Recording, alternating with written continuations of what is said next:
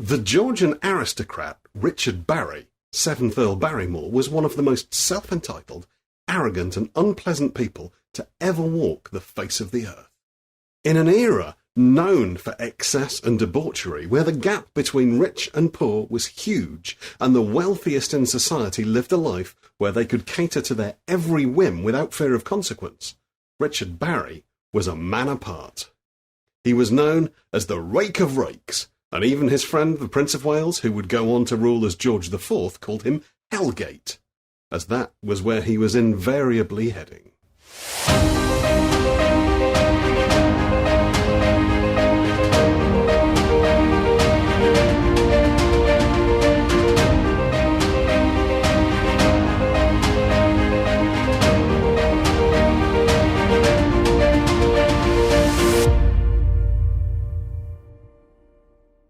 He was born on the 14th of August 1769 into huge wealth, the first son of Richard Barry, 6th Earl Barrymore, and Lady Amelia Stanhope, who was a direct descendant of Charles II.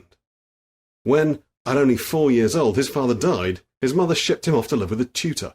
Only a few years later his mother died too, and suddenly the fabulously wealthy 7th Lord Barrymore was left with only his elderly maternal grandmother as a guiding influence, and she was indifferent at best.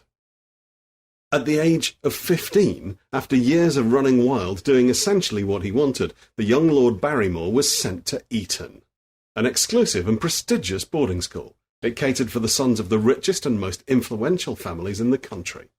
Students lived in houses around the town, where they were subject to the whims of the housemaster. Lessons were conducted in Latin, and went on for 10 hours a day. Discipline was harsh, and senior students were expected to exert their authority over the younger boys. As if this wasn't enough, the houses held more boys than beds, forcing them to share, and the food was of poor standard and there wasn't a lot of it. The harsh environment was by design. The idea was that it encouraged a strength of character in those who would go on to run the empire. One must first learn to obey, before going on to command. Those students who had been provided with an allowance by their father fared considerably better. They could supplement their lifestyle to the best of their ability. Only Richard Barry didn't have a father, just an indulgent elderly grandmother who agreed to provide him with some pocket money. He arrived at Eton with £1,000 to spend as he saw fit. When it comes to purchasing power, that's somewhere in the region of £130,000 in today's money. The first thing Barry did was to hire himself a servant and coachman. He paid to be taken to London several times a week, along with his friends. There they did what every self-entitled, fabulously wealthy teenage boy would. They'd eat, drink, and engage the services of ladies of questionable virtue. Unsurprisingly, Barry's time at Eton during his formative years was not quite the harsh environment others suffered. As a young man, Barry was an inveterate gambler and was known to lay vast sums of money on the most obscure and outrageous things. Possibly the most offensive to modern sensibilities was the bet made with Francis Russell, 5th Duke of Bedford. The two men were drunk when they heard tell of a man who had once eaten a live tomcat in one sitting, fur and all. Barry found this so entertaining an idea that he immediately bet Russell that he could do the same. He was so sure he offered 500 guineas on it, something over £65,000 in today's money. News of the bet became quite well known, at which point the now sober Barry tried to make it clear that he did not have to eat the cat himself, but only produce a man who could. Historical sources do not agree as to whether Barry won or lost his bet, but it's safe to say more than one cat lost its life because of it. The young Earl considered himself quite a sportsman. He made 2 appearances in first-class cricket and took lessons in pugilism and was known to spar in the ring from time to time. But it would seem that his personal assessment of his own ability as a fighter was questionable.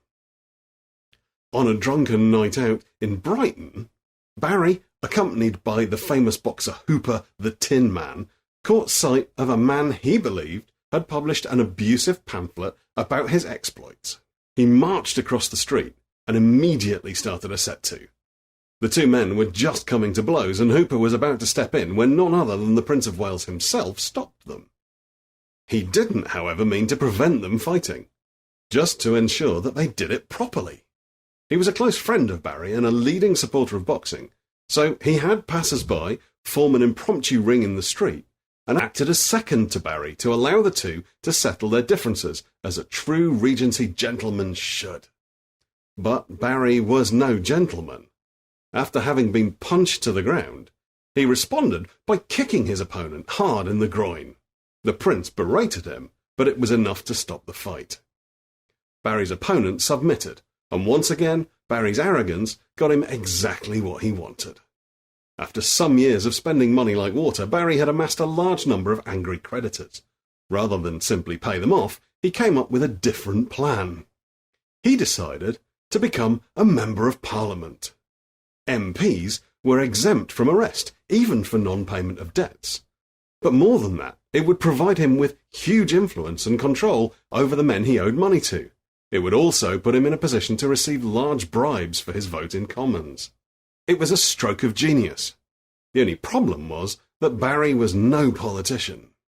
He campaigned for and lost the election for a seat in Oxford, but undeterred decided to take a different route. Heytesbury in Wiltshire was what was known as a rotten borough. In essence, that meant that the voting rights to a parliamentary constituency were controlled by one or a small group of people.